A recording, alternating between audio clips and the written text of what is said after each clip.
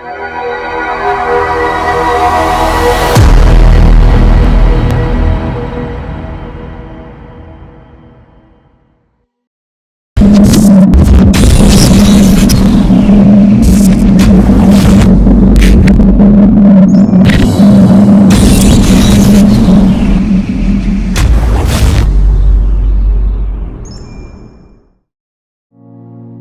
यीशु की बरकत और जलाली और फतहमंद नाम में आप सबों की सलामती हो। जोसिस टीवी के चैनल पे आप मुझे देख रहे हैं।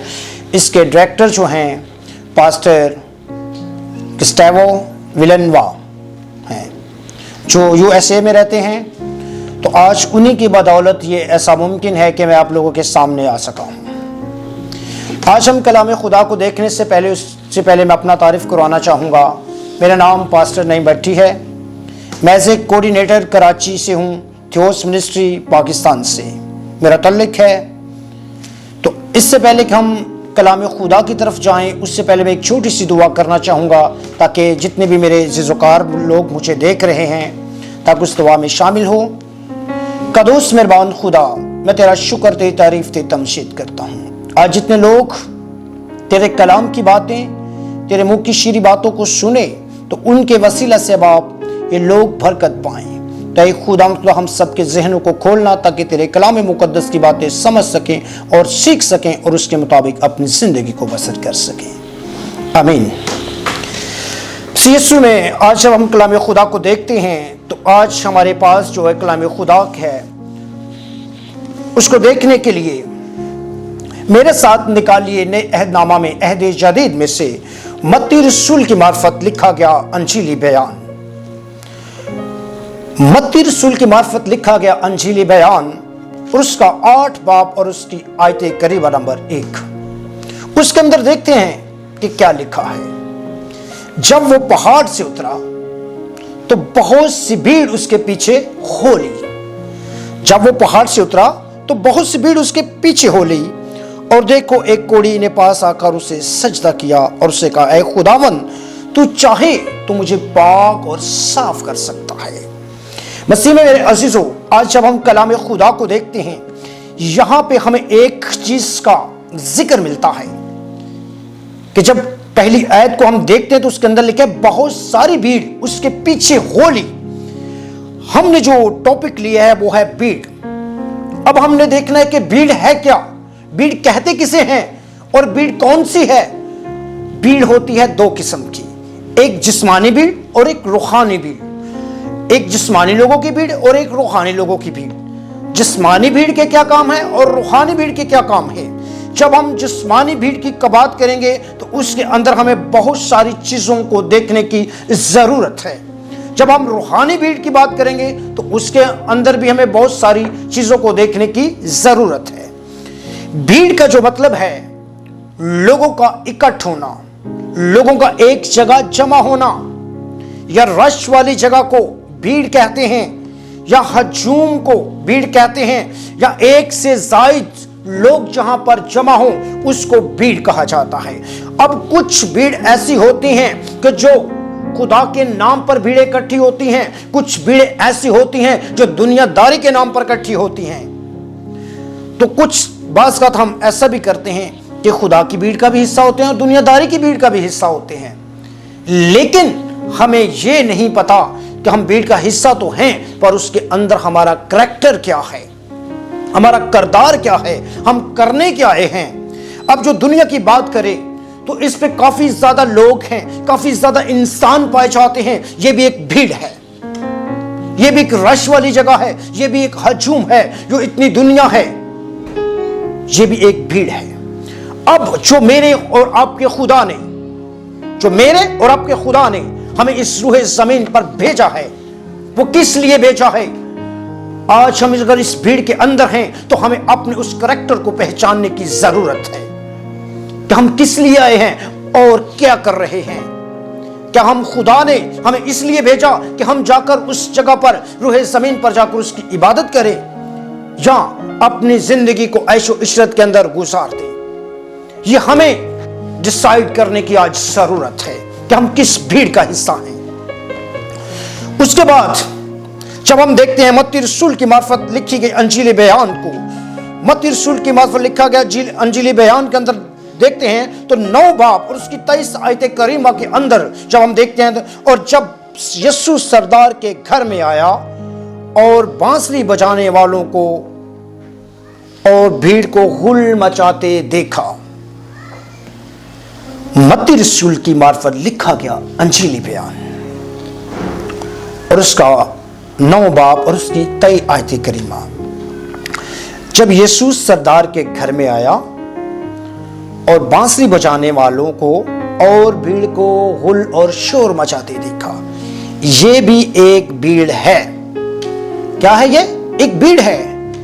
इस भीड़ के अंदर क्या हो रहा है? बांसुरी बजा रहे हैं और शोरो गुल हो रहा है। शोरो गुल का मतलब है हफरा तफरी, बागम भाग दौड़ हो रही है, शोर मच रहा है, कुहरम मच रहा है। और हैं कौन ये? बांसुरी बजाने वाले। जब अहद अतीक के अंदर देखते हैं कलाम खुदा को, तो हमें बांसुरी बजाने वालों का जिक्र मिलता है। वो बांसुरी जो बजाने वाले हैं वो गैर महबूद हैं, जो बुतों की प्रशिश करते हैं, जो गैर महबूदों की प्रशिश करते हैं, ये उनकी बात यहां पर हो रही है। बहुत सारे लोग इस भीड़ का हिस्सा बने हुए हैं जो गैर महबूदों की प्रशिश कर रहे हैं और शोर गुल मचा रहे हैं। अपने उस खालिक को जिससे वो मानते हैं, जिसकी वो इबादत करते हैं, जिसकी वो प्रशिश करते हैं, उसको बुला रहे हैं मदद के लिए। अब ये भी एक भीड़ है। आप अगर उस भीड़ के अंदर चले जाते हैं, जाकर खड़े हो जाते हैं, तो आप उस भीड़ का हिस्सा बन जाते हैं। या तो आप उस भीड़ का तमाशा देखने के लिए जाते हैं, या उस भीड़ के अंदर में से आप उनका साथ देते हैं, या कुछ देखने जाते हैं, या कुछ लेने जाते हैं, या फिर वैसे टाइम पास करना चाहते हैं। उसके बाद हम देखते हैं यूहन्ना रसूल की मार्फत लिखी गई अंजीली बयान को, उसका 6 बाब और उसकी 5 आयत करीमा के अंदर हम देखते हैं जब यीशु ने अपनी आंख उठाकर देखा तो बहुत सारी भीड़ उसके पास आई, तो फिलिप्पस ने कहा, इनको खाने को कहां से दें? अब जो भीड़ की बात हो रही है, ये वो भीड़ है जो रोटियां खाने वाली भीड़ है। जिस तरह आजकल के दौर के अंदर हमारे लोग हैं। यहां पर मुझे बड़े अफसोस के साथ ये बात कहनी पड़ रही है कि आजकल अगर किसी को इबादत वाली जगह पे बुलाया जाए तो वो लोग जाना पसंद नहीं करते, वो घरों से निकलना पसंद नहीं करते। क्यों? इसकी वजह क्या है कि वो खुदा के नाम को इज्जत और जलाल देना पसंद नहीं करते। जब उनको बता दिया जाए कि वहां पे चावल बंट रहे हैं या वहां पे एक अच्छे खाने का इत्माम किया गया है, तो वो भागे दौड़े बच्चों समेत चले जाते हैं। ये वही भीड़ है जो यीशु के पीछे पीछे चल तो रही थी। क्या आप मुझे बता सकते हैं कि इस भीड़ के अंदर से कितने लोग ईमान लेके आए कि यहां सब खाने के बारे में उसके पीछे चल रहे थे? आज भी हमारे चर्चेस के अंदर, हमारी कन्वेंशनों के अंदर, हमारे सेमिनार के अंदर यही है, यही देखने को मिल रहा है। जिस तरह के हमने यूहन्ना रसूल की मार्फत लिखी गई अंजीली बयान को देखा और उसका 6 बाब और उसकी 5 आयत करीमा को जब हम तलावत करते हैं, पढ़ते हैं, जब यीशु ने अपनी आंख उठाकर देखा कि मेरे पास बड़ी भीड़ आ रही है, तो फिलिप्पस से कहा कि हम इनको खाने के लिए कहां से रोटियां मूल लें,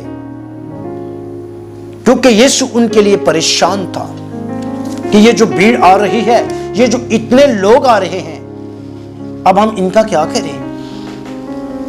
क्योंकि यीशु ने यहां पे ये नहीं कहा कि वो तालीम लेने आ रही है।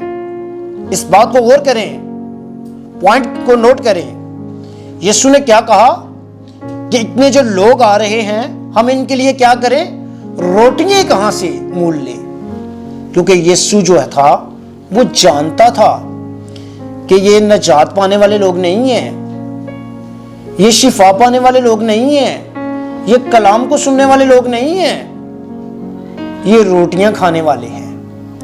तो इसलिए यीशु ने उनके बोलने से पहले ही इस चीज की वजाहत कर दी कि ऐ फिलिप्पस, हम इनके लिए रोटियां कहां से मूल लाएं? क्योंकि यीशु जानता था कि वो रोटियां खाने वाली है।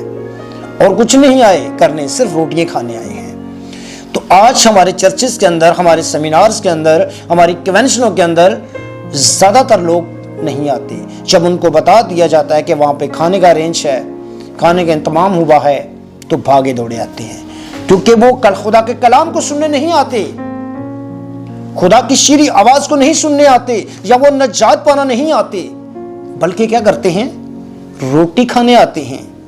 तो क्या आप इस भीड़ का हिस्सा हैं? आज की शाम आप अपना करैक्टर को पहचानें कि आप भीड़ में तो हैं, लेकिन आपका करैक्टर कौन सा है? आप किस भीड़ का हिस्सा है? रोटियां खाने वाली भीड़ का, या बांसुरी बजाने वाली भीड़ का, या गुल मचाने वाली भीड़ का? उसके बाद जब हम मत्ती रसूल की मार्फत देखते हैं तो उसका 15 बाब और उसकी 30 आयतें करीमा को जब देखते हैं तो उसके अंदर हमें एक और बड़ी भीड़ को देखने को मिलती है। जब इस भीड़ को हम देखते हैं तो वहां पर हमें कुछ और ही नजारा मिलता है। वो नजारा क्या है? जब हम इस नजारे को देखते हैं तो हम सोचते हैं कि क्या ऐसा भी हो सकता है, क्या ये ऐसा मुमकिन है या नहीं?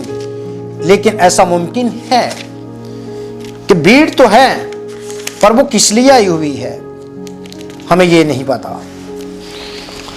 इस भीड़ को जब हम देखते हैं तो एक बड़ी भीड़ लंगड़ों, अंधों और गूंगों और टुंडों को और बीमारों को अपने साथ लेकर उसके पास आई।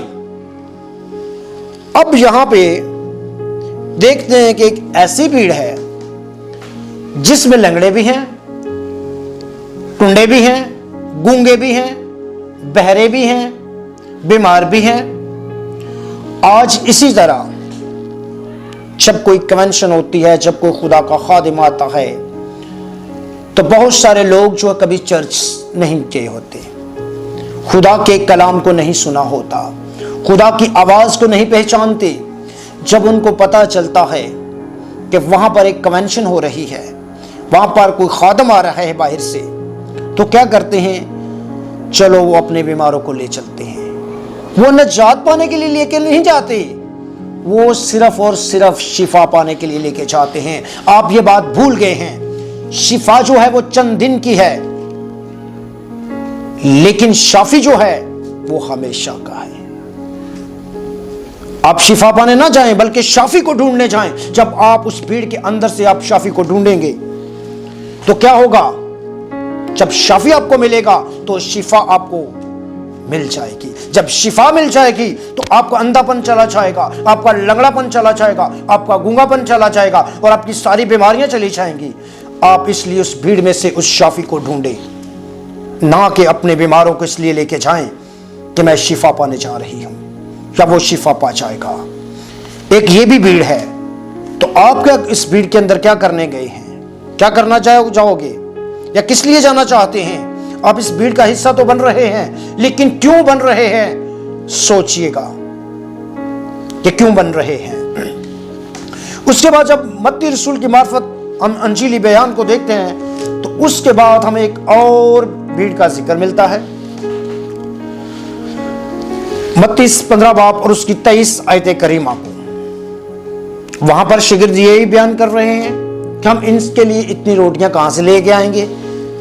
जैसे कि मैंने पहले कह दिया, एक अंजीली बयान के अंदर हमें यूहन्ना रसूल भी इस चीज की अगवाही देता है, मत्ती रसूल भी इस चीज की गवाही दे रहा है कि कुछ लोग रोटियां खाने गए थे।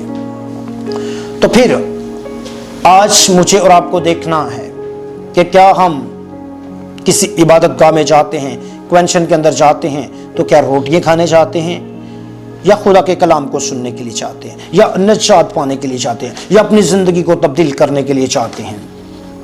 फिर मत्ती 26 बाब और उसकी 47 आयत को देखते हैं कि एक वो भी भीड़ थी जो यीशु को पकड़वाने गई थी, एक वो भी भीड़ थी जो यीशु को पकड़ने गई थी, एक वो भी भीड़ थी जो कह रही थी कि यीशु को सलीब दो और बराबा को हमारी खातर छोड़ दो। वहां पर भी शोरगुल था। क्या आप उस भीड़ का हिस्सा तो नहीं हो जो यीशु को पकड़वाने वाली भीड़ थी, जो बराबा के लिए इत्तेजाज कर रही थी और यीशु को सलीब पर चढ़ाना चाह रही थी? क्या आप उस भीड़ का हिस्सा हो? कि यहां आप उस भीड़ का हिस्सा हो जो यीशु को सलीब पर लेकर गई थी? आप किस भीड़ का हिस्सा हो? दुनिया के अंदर रहते हुए आप एक हजूम वाली जगह पे हैं, एक भीड़ वाली जगह पे हैं, एक रश वाली जगह पे हैं, लेकिन आज तक मेरे अजीजों आपने अपने उस करैक्टर को नहीं समझ पाए कि आप भीड़ के अंदर तो हो पर आपको पता नहीं है कि आप इस भीड़ के अंदर करने क्या आए हैं और कर क्या रहे हैं। अपने करैक्टर को पहचानिए कि आप हैं क्या और करने क्या आए हैं। कि क्या आप यीशु को पकड़वाने वाले हैं या यीशु को मारने वाले हैं या उसको कत्ल करने वाले हैं या उसके नाम पे जान देने वाले हैं। और कुछ ऐसी भी भीड़ें थी जो मुखालिफिन भी भीड़ें थी। अब हम ये थी जितने भी हमने भीड़ों का जिक्र किया, और भी बहुत सारी भीड़ें ऐसी हैं जो जिस्मानी भीड़ के अंदर आती हैं। ये सारी जिस्मानी भीड़ का हिस्सा हैं, ये सारी जिस्मानी भीड़ का हिस्सा हैं। अब हम बात करेंगे रूहानी भीड़। एक थी जिस्मानी भीड़ और एक रूहानी लोगों की भीड़। अब हम बात करेंगे रूहानी लोगों की भीड़ होगी तो वहां पे क्या होगा। जब रूहानी लोगों की भीड़ होगी, जब रूहानी लोगों की भीड़ होगी तो वहां पे और ही कुछ नजारा होगा। जब हम कलाम खुदा को देखते हैं, इमाल 2 बाब और उसकी 6 आयतें करीमा को, नए अहदनामा में से इमाल की किताब उसका 2 बाब और उसकी 6 आयतें करीमा जब हम पढ़ते हैं तो उसके अंदर लिखा है कि जब ये आवाज आई तो भीड़ लग गई। अब देखना है कौन सी आवाज आई, किस चीज की आवाज थी। अमाल 2 बाब और उसकी 6 आयतें करीमा को जब हम देखते हैं कि जब आवाज आई तो भीड़ लग गई और लोग दंग रह गए। दंग का मतलब है परेशान, हैरान रह गए। क्यों? क्योंकि हर एक को यही सुनाई देता था कि ये मेरी बोली बोल रहा है। क्यों ऐसा लग रहा था? क्योंकि उस टाइम रूहुल कुदस जो था वहां पे मौजूद था। क्योंकि उस टाइम उन सब की जबान एक थी, उनका लहजा एक था, उनकी सोच एक थी, उनका जहन एक था, और वो सब यही सोचते थे। और उनके अंदर जो सबसे बड़ी बात है, रूहुल कुदस एक था। इसलिए जब रूहानी लोगों की भीड़ होती है तो वहां पर अजीब माहौल होता है, वहां पर बीमार शिफा पाते हैं। अगर आप उस भीड़ का हिस्सा बनना चाहते हैं तो उस सारी जिस्मानी भीड़ों से किनारा कर ले। जो दुनिया की भीड़ें हैं उससे किनारा करें, दुनिया की ख्वाहिशों वाली भीड़ों से किनारा करें, तो तब जाकर आप उस रूहानी भीड़ का हिस्सा बनेंगे। अगर आप दुनिया की भीड़ों से किनारा नहीं करेंगे तो आप उस रूहानी भीड़ का हिस्सा नहीं बनेंगे। उसके बाद हम देखते हैं मुकाशफा 7 बाब और उसकी 9 आयतें करीमा। उसके अंदर जब देखते हैं एक ऐसी बड़ी भीड़, अहले जुबान की एक ऐसी बड़ी भीड़ जिसे कोई शुमार नहीं कर सकता, सफेद जामा पहने और खजूर की डालियां हाथ में लिए हुए तख्त और बर्रे के आगे खड़ी हैं। ये वो भीड़ है जो सारी दुनिया की भीड़ों में से निकलकर, उस सारी आजमाइशों में से निकलकर, जो दुनियावी ख्वाहिशों में से निकलकर उस जगह पर जमा हुई हैं जो बर्रे का तख्त है। वो किसी आम इंसान के आगे, किसी लीडर के आगे खड़ी नहीं है। वो किसी दुनिया की भीड़ कोई सामने खड़ी नहीं है। वो दुनिया के किसी लीडर के सामने, किसी MNA के सामने, किसी मिनिस्टर के सामने नहीं खड़ी, बल्कि उस खुदा के सामने खड़ी हैं जो तख्त पर बैठा है। जो सारी भीड़ों को उन्होंने रद्द कर दिया, जो जिस्मानी भीड़ें थी उनको रद्द कर दिया। उन्होंने अपने उस करैक्टर को पहचाना। वो जानते थे कि हमें जिस्मानी भीड़ों का हिस्सा नहीं बनना, हमें हसद करने वाली भीड़ का हिस्सा नहीं बनना, हमें रोटियां खाने वाली भीड़ का हिस्सा नहीं बनना और झगड़े वाली भीड़ का हिस्सा नहीं बनना। तो इसीलिए जब उन्होंने ये सोच लिया, तखय्या कर लिया, उस चीज को अपनाया, तो वो वहां से निकले और उस भीड़ का हिस्सा बने जो खुदा के तख्त के सामने खड़ी हैं। जब वो खुदा के तख्त के सामने खड़े हैं तो आज उसके साथ उसकी हमद भी कर रहे हैं। उन्हें कोई गम नहीं है, उन्हें कोई परेशानी नहीं है, उन्हें कोई दुख नहीं है, उन्हें कोई तकलीफ नहीं है। क्यों? जो तख्त पर बैठा है वो उनका बादशाह है, वो उनकी सारी परेशानियों को दूर किए हुए है, तो इसलिए उन्हें किसी किस्म की परवाह नहीं है। तो खुदावंद खुदा आज के कलाम के वसीला से मुझे और आपको बरकत दे। आइए मेरे साथ दुआ करें ताकि हम भी उस भीड़ का हिस्सा बने जो वाकई रूहानी लोगों की भीड़ है। हमें ये पहचान हो जाए कि हम दुनिया के अंदर आए हैं, इस भीड़ के अंदर आए हैं, इस रश वाली जगह के अंदर आए हैं, इस हजूम के अंदर आए हैं, तो हमने अपना करैक्टर क्या करना है। इस भीड़ के अंदर अपना करैक्टर हमने देखना है कि कौन सा करैक्टर हमारा है, हम क्या कर रहे हैं और हमने क्या नहीं किया। अगर आप गलत भीड़ के अंदर हैं तो उसमें से निकल जाएं। सो खुदावंद आज के कलाम के वसीला से मुझे और आपको बरकत दे। आमीन। कदूस मेहरबान खुदा इसलिए और अपने बादशाह मनच्चे वाले मीन, मैं तेरा शुक्र करता हूं तेरे लोगों के लिए। ताकि खुदावंद खुदा अपने लोगों को ये सोच दे ताकि ये जान सके, पहचान सके कि तूने इन्हें रूहे जमीन पर किस लिए भेजा है, उस हकीकत को जान सके। और अगर ये जानते हैं तो तेरी मर्जी को इस जहां में पूरा करें, उस सारी बदियों से किनारा करें जो दुनियावी बदियां हैं, उस तमाम भीड़ों से जो दुनियावी भीड़ें हैं उनसे किनारा करें, बल्कि उस रूहानी अब्दी भीड़ के अंदर शामिल हो जाएं, वो तेरे तख्त के सामने शामिल हो सकें। तो एक खुदा इन्हें ये हिम्मत और ताकत दे, इन्हें समझ वाला दिल अनायत कर, ताकि एक खुदावंद खुदा ये समझ सके कि इनके लिए अच्छा क्या है और बुरा क्या है। अब आप छू और ब्लेस कर। ये सब कुछ तेरे बेटे यीशु के नाम से मांगते और पा लेते हैं। आमीन।